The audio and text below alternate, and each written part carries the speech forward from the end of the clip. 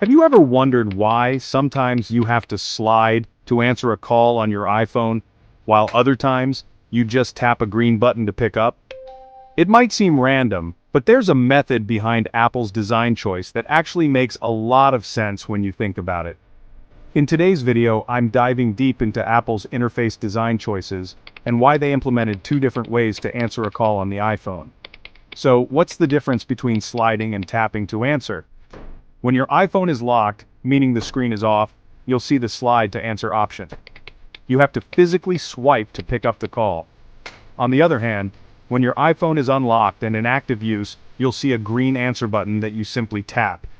But why did Apple design it this way? Here's the logic. When your iPhone is in your pocket, bag, or just lying idle with the screen off, accidental touches can happen easily. Apple introduced the slide to answer to reduce the risk of unintentionally answering a call. Swiping is much harder to do accidentally compared to a simple tap. This principle also applied to the old slide to unlock feature before Face ID became a thing. Apple values this gesture for reducing accidental inputs. Now let's talk about when you can tap to answer. If your phone is already unlocked and you're actively using it, Apple assumes you're engaged with the device and won't accidentally tap the screen. So, the simpler tap method is offered. This makes answering a call faster and more efficient, especially when you're multitasking, like texting or browsing the web. Apple's design philosophy is all about user convenience, efficiency, and safety. They focus on making tasks quick and intuitive when your phone is already unlocked. And this consistency extends across their devices. For instance, you'll notice a similar sliding motion when silencing alarms or declining timers. Now let's dive into some real-world scenarios to illustrate why these options make sense. Imagine you're on a run and your iPhone is in your pocket. Someone calls, and because the phone is locked, you see the slide to answer screen. This helps avoid accidental taps from fabric, sweat, or random touches in your pocket.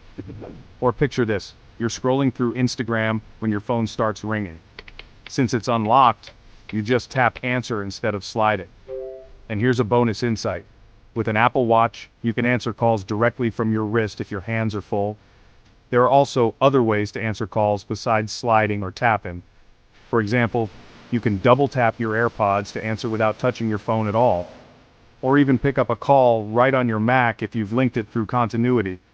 Plus, if your phone rings, pressing the side button twice declines the call without any swiping or tapping. So, in summary, Apple uses two different call answering methods based on whether your iPhone is locked or unlocked. The slide gesture helps prevent accidental inputs, while the tap option is faster and more efficient when you're already using your phone. Apple's design philosophy prioritizes user convenience, efficiency, and safety. Now that you know why Apple uses two different ways to answer calls, let me know in the comments. Which do you prefer? Slide to answer or tap to answer?